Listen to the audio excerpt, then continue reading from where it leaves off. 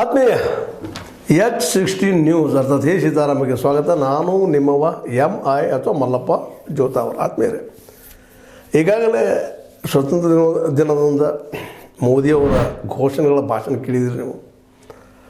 ಅದೇ ರೀತಿಯಾಗಿ ಅವರ ಪ್ರಬಲ ವಿರೋಧಿ ಸಿದ್ದರಾಮಯ್ಯನವರು ಬೆಂಗಳೂರಲ್ಲೇ ಒಂದಿಷ್ಟು ಮಾತುಗಳನ್ನು ಮಾತಾಡಿದ್ದಾರೆ. ಅವರು ಸ್ವತಂತ್ರ ದಿನ ದಿವಸ ಏನೇನಾಗ್ಯದಪ್ಪ ನಮಗೆ, ರಾಜ್ಯಗಳ ಪರಿಸ್ಥಿತಿ ಏನದ, ಅದಕ್ಕೆ ಕಾರಣರು ಯಾರು, ಇವತ್ತಿನ ರಾಜ್ಯದ ಬೆಲೆ ಏರಿಕೆ ಕಾರಣ ಯಾರು, ಇಲ್ಲಿಯ ಪರಿಸ್ಥಿತಿ ಕಾರಣ ಯಾರು ಅನ್ನೋದನ್ನು ಜನರಿಗೆ ಹೇಳುವಂಥ ಪ್ರಯತ್ನ ಮಾಡಿದ್ದಾರೆ.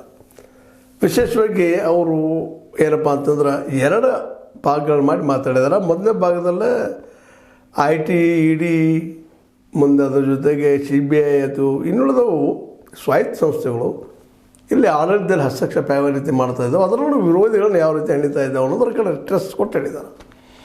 ಇದರಿಂದಾಗಿ ಏನಾಗ್ಯದಪ್ಪ ಅಂತಂದ್ರೆ BJP ಅವರು ಸಜ್ಜನರು, ಉಳಿದ ಪಕ್ಷವರೆಲ್ಲ ದುರ್ಜನರಪ್ಪ, ಇವರೆಲ್ಲ ಭ್ರಷ್ಟರು ಅನ್ನುವಂಥ ತೋರಿಸೋ ಪ್ರಯತ್ನ ಮಾಡಿದ್ದಾರೆ. ಅದನ್ನು ನಾವು ವಿರೋಧಿಸ್ತೀವಿ ಅನ್ನುವಂಥ ಮಾತನ್ನು ಹೇಳ್ತಾ ಇದ್ದಾರೆ. ಅಂದ್ರೆ ಇದು ಒಂದು ನಮ್ಮದು ಹಾಗೆ ಸರಿ, ಅವ್ರದ್ದು ಹಾಗೆ ಸರಿ, ಇಲ್ಲ ಇಬ್ಬರದ್ದು ಬಿಟ್ಟುಬಿಡ್ರಿ ಅನ್ನೋ ಧೋರಣೆಯವರು ಇದ್ದಾರೆ ಸಿದ್ದರಾಮಯ್ಯನವರು. ಆದರೆ ಇದರ ಅರ್ಥ ಇಬ್ಬರು ಸಜ್ಜನರು ಭ್ರಷ್ಟರಲ್ಲದವರು ಅಂತ ಅನ್ನೋ ಅಭಿಪ್ರಾಯ ಇಲ್ಲ.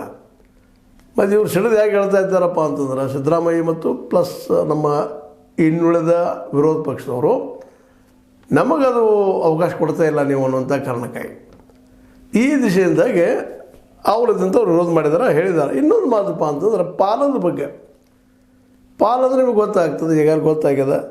ಕೇವಲ ನೀವು ಎಷ್ಟು ಕೊಡ್ತಾಯಿದ್ದೀರಪ್ಪ ಕರ್ನಾಟಕ ಅಂತಂದ್ರೆ ₹1 13 ಪೈಸೆ ಮಾತ್ರ ಕೊಡ್ತಾಯಿದ್ದೀರಿ. ಅಂದ್ರೆ ಡೆವಲಪ್ಮೆಂಟ್ ಹೆಂಗೆ ಆಗ್ಬೇಕು ನಮ್ಮದು, ಅದಕ್ಕೆ ನಮ್ಮ ಪಾಲನ್ನು ಹೆಚ್ಚು ಮಾಡಿರಿ. GST ಇವಾಗ ನಾವೇನು ಕೊಡ್ತೀವಿ, ನಾವೆಲ್ಲ ಟ್ಯಾಕ್ಸ್ ಕೊಡ್ತೀವಿ, ಆ ಟ್ಯಾಕ್ಸ್ ಹೆಚ್ಚು ಮಾಡಿರಿ ಅಂತನ್ನುವಂಥ ಮಾತನ್ನು, ಆ ಪಾಲು ನಮ್ಗೆ ಕೊಡ್ರಿ ಅಂತೇಳಿ.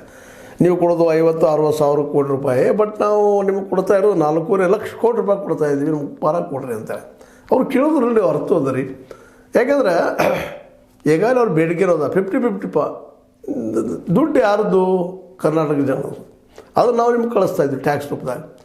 ಅದರಿಂದ 50% ಕೊಡಬೇಕಲ್ಲ ನಮಗೆ ನೀವು 13 ಪೈಸೆ ಕೊಟ್ಟರೆ ನಾವು ಹೆಂಗೆ ಡೆವಲಪ್ಮೆಂಟ್ ಮಾಡಬೇಕು ಅನ್ನುವಂಥ ಒಂದು ಮೂಲಭೂತ ಪ್ರಶ್ನೆ ಇದೆ. ಈ ದಿಶೆಯಲ್ಲೇ ಕೇಂದ್ರ ಸರ್ಕಾರ ಆದರೂ ಸಹಿತ ಒಂದು ಒಳ್ಳೆಯ ನಿರ್ಧಾರ ತೆಗೆದುಕೋಬೇಕಾಗಿದೆ.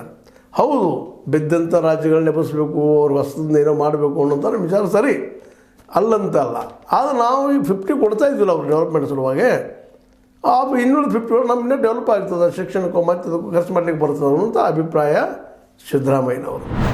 ಹೀಗಾಗಿ ಭಾಷಣದುದ್ದಕ್ಕೂ ಕೇಂದ್ರ ಸರ್ಕಾರ ಟೀಕೆ ಮಾಡೋದ್ರಲ್ಲೇ ಸಮಯ ಕಳೆದ್ರು ಅನ್ನೋದ್ರಲ್ಲಿ ಎರಡು ಮಾತಿಲ್ಲ. ಆದರೆ ವಾಸ್ತವ ಸತ್ಯ ಇಲ್ಲಂತಲ್ಲ. ಈ ದಿಶೆಯಲ್ಲಿ ಕೇಂದ್ರ ಮತ್ತು ರಾಜ್ಯ ಸರ್ಕಾರಗಳು ಎರಡೂ ಚಿಂತನೆ ಮಾಡಬೇಕಾಗಿದೆ. ಹೌದಪ್ಪ, ಏನು ಬೇಕು, ಏನು ಬೇಡಪ್ಪ, ಏನು ಆಗಬೇಕಾಗಿತ್ತು ಅಂತೇಳಿ.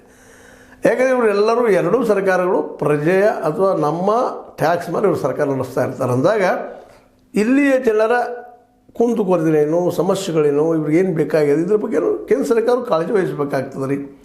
ಇಲ್ಲಪ್ಪ ಅಂತಂದರೆ ಸಹಜವಾಗಿ ಇಫೆಕ್ಟ್ ಆಗೇ ಆಗ್ತದೆ. ಈ ಎರಡು ವಿಷಯದ ಮೇಲೆ ಟೆಸ್ಟ್ ಕೊಟ್ಟು ಮಾತಾಡಿದರು. ಅದೇ ಕಾರಣಕ್ಕೆ ಈಗಾಗಲೇ EDಯಿಂದ ಏನು ದಾಳಿಗಳಾಗಿದ್ದಾವ ಅನ್ನೋದು ನಿಮಗೆ ಗೊತ್ತದ. ED ಆಯಿತು, CBIದಿಂದ ಮ್ಯಾಕ್ಸಿಮಮ್ ಕೇವಲ ಕಾಂಗ್ರೆಸ್ಸು ಮತ್ತು ಅವರ ಜೊತೆಗಾರರು, ಅಂದರೆ ಇಂಡಿಯಾ ಗಠಬಂಧನದ ಅದು ಸಂಘಟನೆಯ ಜನರ ಮೇಲೆ ರೇಡ್ಗಳಾಗಿದ್ದಾವ, ಅವ್ರ ಮೇಲೆ ಅಟ್ಯಾಕ್ ಆಗಿದ್ದಾವ, ಅವ್ರನ್ನ ಮನೆ ಕಳಿಸೋ ಕೆಲಸ ಮಾಡ್ತಾ ಇದ್ದಾರೆ ಅನ್ನೋದು ನಿಮಗೆ ಗೊತ್ತದೆ. ಈಗ ಸೈಲ್ ಅನ್ನೋಂಥವ್ರು ಕರ್ನಾಟಕದಲ್ಲೇ ಅವ್ರು ಕಳ್ಳರ ಇಲ್ಲಂತಲ್ಲ, ಹಿಡಿಯಬೇಕಾಗಿದ್ದು ಹಿಡಿ ಕೆಲಸ. ಅದು ಇಲ್ಲಿ ಏನಪ್ಪ ಅಂತಂದ್ರೆ ಹಿಡೀರಿ ನೀವು, ಅದ್ರ ಜೊತೆಗೆ BJPಗರೇನು ಸಜ್ಜಾಗಿರ್ತದಾರೆ ಅನ್ನೋದು ಅವ್ರ ಮಾತು. ಪ್ರತಿಯೊಂದು ರಾಜಕಾರಣಿ ಇವತ್ತು ಹಣದ ಮೇಲೆ ವ್ಯವಹಾರ ಮಾಡೋದ್ರಿಂದಾಗೆ ಹಣನ ಮುಖ್ಯಪ್ಪ ನಮಗನ್ನೋ ಕಾರಣಕ್ಕಾಗಿ ಹಣವನ್ನು ಸಂಗ್ರಹ ಮಾಡ್ತಾಯಿದ್ದಾರೆ. ನಾವು ಮತ್ತಾರು ಹಂಗಾಗಿದ್ವಿ, ನಾವು ದುಡ್ಡು ಕೊಟ್ಟಾಗ ಓಟ್ ಹಾಕುವಂಥವ್ರು ಆಗಿಬಿಟ್ಟಿದ್ದೀವಿ. ಈಗ ಯಾರಿಗೂ ಬ್ಲೇಮ್ ಮಾಡೋ ಪರಿಸ್ಥಿತಿ ನಮ್ಗೆ ಯಾರಿಗೂ ಇಲ್ಲ. 500,000 ತೊಗೊಂಡು ಓಟ್ ಹಾಕಿದಾಗ ನಮಗೇನು ಪ್ರಶ್ನೆ ಮಾಡೋಕ್ಕೆ ಬರ್ತದಪ್ಪ, ಇವ್ರಿಗೆ ಮತದಾರರು ಹೆಚ್ಚಾಗಬೇಕಾಗಿದೆ, ಅದು ಸತ್ಯನ. ಅದೇ ಕಾಲಕ್ಕೆ ಈ ಮತ ತೊಗೊಂಡಂಥವ್ರಿಗೆ ದುಡ್ಡು ಖರ್ಚು ಮಾಡಬೇಕಾಗಿರುತ್ತೆ. ಅದಕ್ಕೆ ಏನು ಮಾಡ್ತಾರಪ್ಪ, ದುಡ್ಡು ಸಂಗ್ರಹ ಮಾಡ್ತಾರೆ. ದುಡ್ಡು ಸಂಗ್ರಹ ಆಗೋದ್ರಿಂದಾಗೆ ಸಹಜವಾಗಿ ಇಂಬ್ಯಾಲೆನ್ಸ್ ಆಗೇ ಆಗ್ತದೆ. ಈ ದೇಶದ ಕೇವಲ 10% ಜನರ ಹತ್ತಿರ ಮಾತ್ರ ಇಡೀ ದೇಶದ 62% ಅಥವಾ 63% ದುಡ್ಡು ಸೇರಿದ್ದರಿಂದಾಗೆ ಇನ್ನು ಆ 10%ದಲ್ಲೇ ಕೇವಲ 1% ಕಡಿಮೆ ಇದ್ದಾರೆ ಕಾರ್ಪೊರೇಟ್ಗಳು. ಅವ್ರ ಹತ್ತಕ್ಕೆ ಅವ್ರಿಗೆ 80% ದುಡ್ಡು ಅವ್ರ ಕಡೆ ಇದೆ. ಇದು ಎಲ್ಲಿದಪ್ಪ ದುಡ್ಡಿದು? ಕಾರ್ಪೊರೇಟ್ ತೆಗೆ ನಮ್ಮ ದುಡ್ಡು ನಮ್ಮ ಟ್ಯಾಕ್ಸ್ ಅವ್ರು ಕೊಡ್ತಾ ಇದ್ದಾರೆ. ಟ್ಯಾಕ್ಸು ಇಲ್ಲ ಅವರು 3% ಎಷ್ಟು ಕೊಡ್ತಾರಪ್ಪ ಟ್ಯಾಕ್ಸ್ ಅವರು 3%. ಅದು ಇಟ್ ಮೀನ್ಸ್ ಏನಪ್ಪ ಅಂದ್ರೆ 1 ಪಾಯಿಂಟ್ ಕಡಿಮೆ ಇದ್ದಾರೆ ಜನ ಅವರು. ಅವ್ರಿಗೆ ನಾವು ಜಿ ಎಸ್ ಟಿ ಹಾಕಿದ್ರೆ ಎಷ್ಟು ಬರೋದು ಜಿ ಎಸ್ ಟಿ ಮತ್ತು ನಾವು ಕೊಡೋರು ಯಾರು? ಇನ್ನುಳಿದ 95% ಜನ ಅಥವಾ 97% ಜನ ನಾವು ಟ್ಯಾಕ್ಸ್ ಕೊಡ್ತೀವಿ. ಆ ಟ್ಯಾಕ್ಸ್ ಸಿಕ್ಕಾಪಟ್ಟೆ ಬರೋದ್ರಿಂದಾಗಿ ಅದು ಯಾರು ಲಾಭ ಆಗಲಿಕ್ಕತ್ತದಪ್ಪ ಅಂತಂದ್ರೆ ಕೇವಲ ಕಾರ್ಪೊರೇಟ್ಗಳಿಗೆ ಅಥವಾ ಈ ರಾಜಕಾರಣಿಗಳಿಗೆ ತಮ್ಮ ರಾಜಕೀಯ ಮಾಡೋದಕ್ಕಾಗಿ. ಆ ಎಲ್ಲ ಹಿನ್ನೆಲೆಯಲ್ಲಿ ಸಿದ್ದರಾಮಯ್ಯರು ಮಾತಾಡಿದ್ದೇನಪ್ಪ ಅಂದ್ರೆ ನಮಗೂ ಕೊಡ್ರಿ ಅನ್ನೋದು. ಬಟ್ ಇದ್ರ ಜೊತೆಗೆ ಇನ್ನಷ್ಟು ಮಾತಾಡಿದ್ದಾರೆ ಅವರು. ಹೌದು, ಇಲ್ಲೇ ಏನಪ್ಪ ಅಂದ್ರೆ ಈ ಟ್ಯಾಕ್ಸ್ ಹೆಚ್ಚು ಕಲೆಕ್ಷನ್ಗೆ ಮಾಡೋರು ನಾವು ಕೊಡೋರು ಬಡವರು ದುಡಿಯೋ ವರ್ಗದವರು ಮತ್ತು ನೀವು ಅವ್ರಿಗೆ ಏನೂ ಅವಕಾಶ ಕೊಡ್ತಾ ಇಲ್ಲ. ಅಟ್ಲೀಸ್ಟ್ ನಾವ್ರೇನು ಮಾಡೋಣ ಅಂದ್ರೆ ನಮಗೆ ನೀವು ಏನು ನಮ್ಮ ಜನ ಹಾಕಿರ್ತಾರ ಟ್ಯಾಕ್ಸ್ ಕೊಟ್ಟಿರ್ತಾರೆ ಅದರೊಂದು 50% ಕೊಟ್ಟರೆ ಸಹಿತ ನಾವು ಡೆವಲಪ್ ಮಾಡ್ತೀವಿ ಅನ್ನೋಂಥ ಭರವಸೆ ಕೊಡೋ ಪ್ರಯತ್ನ ಮಾಡ್ತಾಯಿದ್ದಾರೆ. ಇದರಲ್ಲಿ ಯಾರು ಸಜ್ಜನರು ಯಾರು ದುಷ್ಟರು ಅನ್ನೋ ಮಾತಿಲ್ಲ. ಆದರೆ ಎಲ್ಲರೂ ಏನಪ್ಪ ಅಂದರೆ ಡೆವಲಪ್ ಆಗೋದೇ ಹೆಸರಿಂದಪ್ಪ ಅಂದ್ರೆ ಈ ಒಂದು ಟ್ಯಾಕ್ಸ್ನಿಂದ. ಈ ಟ್ಯಾಕ್ಸಸ್ ಸರಿಯಾಗಿ ಬರಲಿಲ್ಲಪ್ಪ ಅಂತಂದ್ರೆ ನಮಗೆ ಏನು ಮಾಡೋಕ್ಕೆ ಸಾಧ್ಯತೆ ಅನ್ನೋದಕ್ಕೆ ನಮ್ಮ ಸಿದ್ದರಾಮಯ್ಯರಿಗೆ ಒಂದಿಷ್ಟು ಸಾಧ್ಯತೆಗಳಿದ್ದಾವೆ. ಅದನ್ನು ಮಾತಾಡ್ತಿದ್ದಾರೆ, ಒತ್ತು ಕೊಟ್ಟು ಹೇಳ್ತಾ ಇದ್ದಾರೆ.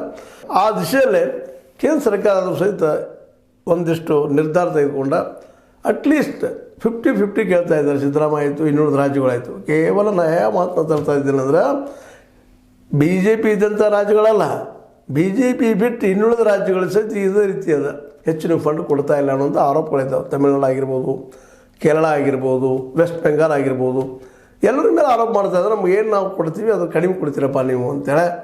ಅದು ವಿಚಾರ ಮಾಡುವಂಥದ್ದು. ಯಾಕೆಂದ್ರೆ ಇಲ್ಲೇ ಯಾರು ಸಜ್ಜನರು ಯಾರು ದುಷ್ಟರು ವ್ಯಾಖ್ಯಾನ ಮಾಡೋ ಅವಶ್ಯಕತೆ ಇಲ್ಲ. ಮತ್ತು ಎಲ್ಲರೂ ಪಾರ್ಟಿ ಫಂಡ್ ತೊಗೊಳ್ಳೋರನ್ನ ಪಾರ್ಟಿ ಫಂಡ್ ತೊಗೊಳ್ಳಾರ್ದ ಯಾವುದೇ ಪಾರ್ಟಿ ಇವತ್ತು ತನ್ನ ಅಸ್ತಿತ್ವ ಪಡ್ಕೊಳ್ಳಿಕ್ಕೆ ಸಾಧ್ಯ ಇಲ್ಲ. ಯಾವುದಕ್ಕಾದ್ರು ಫಂಡ್ ಬೇಕಲ್ರಿ. ಫಂಡ್ ಎಲ್ಲ ಹೆಂಗೆ ನಡೀತದೆ? ಆ ದಿಶೆಯಲ್ಲಿ ತೊಗೊಳ್ತಾರೆ. ಆದರೆ ಇಲ್ಲಿ ಪರಿಸ್ಥಿತಿ ಏನಾಗಿದೆಪ್ಪ ಅಂತಂದ್ರೆ ಪಾರ್ಟಿ ಫಂಡ್ ತೊಗೊಳ್ಳೋರು ಸಹಿತ ಪಾರ್ಟಿ ಫಂಡ್ ಕೊಡೋರು ಸಹಿತ ಹಲವು ಸಲ ವಿಚಾರ ಮಾಡ್ತಾರೆ ಕಾರ್ಪೊರೇಟ್ಗಳು. ಅವರಿಂದ ಏನು ಲಾಭಪ್ಪ ನಮಗೆ ಅಂತೇಳಿ. ಅದಕ್ಕೆ 3 ದಿನ ನಾವು ಮೇಲೆ ಹೇಳ್ತಾ ಇರೋದೇನಪ್ಪ ಅಂದ್ರೆ ಖಾಸಗಿಗಳನ್ನು ತಪ್ಪದಪ್ಪ ಇದನ್ನು ಬಂದ್ ಮಾಡಬೇಕು ಅನ್ನುವಂಥ ಅಭಿಪ್ರಾಯ ಮೇಲೆ ಹೇಳ್ತಾನೆ ಇರ್ತೀವಿ. ಅದು ಆಗುವುದಿಲ್ಲ ಅನ್ನೋದು ಗೊತ್ತದೆ. ಯಾಕಂದ್ರೆ ಜನಸಾಮಾನ್ಯರು ಇನ್ನೂ ಆ ತಿಳುವಳಿಕೆ ಬಂದಿಲ್ಲ. ನಾವು ಎಲ್ಲಿ ದುಡ್ಡು ತೊಗೊಳ್ತೀವಿ ಅದು ಎಲ್ಲಿಂದ ಬರ್ತದೆ ಅನ್ನೋದು ಸಾಮಾನ್ಯವಾಗಿ ಗೊತ್ತಿಲ್ಲ. ಗೊತ್ತಿದ್ದಂಥವ್ರು ಒಂದು ಹೇಳಲಿಕ್ಕೂ ಹೋಗೋದಿಲ್ಲ. ಈ ಪರಿಸ್ಥಿತಿ ಅದು. ಹೀಗಾಗಿ ಸಿದ್ದರಾಮಯ್ಯರು ಕೇಳೋದ್ರಲ್ಲೇ ನಮ್ಮ ಪಾಲು ನಮಗೆ ಕೊಡ್ರಿ ಮತ್ತು ನಮ್ಮ ಮೇಲೆ ದಾಳಿ ಮಾಡೋದು ಕಡಿಮೆ ಮಾಡಿರಿ. ಮಾಡೋರಿದ್ರೆ ಇಬ್ಬರ ಮೇಲೆ ಮಾಡಿರಿ. ಎರಡೂ ಪಾರ್ಟಿಯಲ್ಲಿ ಅಂದರೆ BJP JDS ಆಗಿರ್ಬೋದು ಮತ್ತು ಕಾಂಗ್ರೆಸ್ ಆಗಿರ್ಬೋದು, ಎಲ್ಲ ಪಾರ್ಟಿಯಲ್ಲೂ ಕಳ್ಳರಿದ್ದಾರೆ, ದುಡ್ಡು ಎಬ್ಸೋರು ಇದ್ದಾರೆ, ಜನರ ದುಡ್ಡು ಮೇಲೆ ರಾಜಕೀಯ ಮಾಡೋರು ಇದ್ದಾರೆ. ಅವ್ರೆಲ್ಲರೂ ನೀವು IT CBIದೊಳಗೆ ED ಒಳಗೆ ಬಂಧಿಸ್ರಿ. ಅವ್ರು ನಮ್ಮ ಜೊತೆಗೆ ಅವ್ರಿಗೂ ಆಗಲಿ ಅನ್ನುವಂಥ ಒಂದು ಅಭಿಪ್ರಾಯದ ಮತ್ತು ಸತ್ಯನೂ ಅದ ರೀ. ಆ ಮಾತನ್ನು ಒಪ್ಪಬೇಕಾಗ್ತದೆ. ಯಾರಾದರೂ ಆಡಳಿತಾರೂಢ ಪಕ್ಷದವರು ತಮ್ಮದೂ ಇರಲಿ ವಿರೋಧ ಪಕ್ಷದೂ ಇರಲಿ ಮಾಡಿರಿ ಅಂತೇಳಿ ಬಿಟ್ಟರೆ ಇಬ್ಬರದ್ದು ಬಿಟ್ಟರೆ ಅನ್ನೋ ಧೋರಣೆನೂ ಅಲ್ಲಿದೆ. ಹಿಂಗಂತೇಳಿ ಕಾಂಗ್ರೆಸ್ಸಿಗರು ಇಲ್ಲಪ್ಪ ನಮ್ಮ ಭ್ರಷ್ಟನ ಹಿಡೀರಿ ಮಾಡ್ರಿ ಅಂತಿಲ್ಲ. ಅವ್ರದ್ದೇ ಲೋಕಾಯುಕ್ತದವ್ರು ದಾಳಿ ಮಾಡಿಸೋದಿಲ್ಲ. ಅದರಿಂದ ಯಾಕಪ್ಪ ಅಂತಂದ್ರೆ ಅವ್ರು ದಾಳಿ ಮಾಡಿಸೋದು ಅಧಿಕಾರಿಗಳನ್ನು ಮತ್ತು ಶಿಕ್ಷೆ ಕಡಿಮೆ ಆಗಿದೆ ಅಧಿಕಾರಿಗಳು. ಇದು ಗೊತ್ತಿರಲಿ. ಇಲ್ಲಿವ್ರಿಗೆ ಎಷ್ಟು ಮಂದಿ ಶಿಕ್ಷೆ ಆಗ್ಯದಪ್ಪ ಅಧಿಕಾರಿಗಳಿಗೆ ಮತ್ತು ರಾಜಕಾರಣಿಗಳಿಗೆ?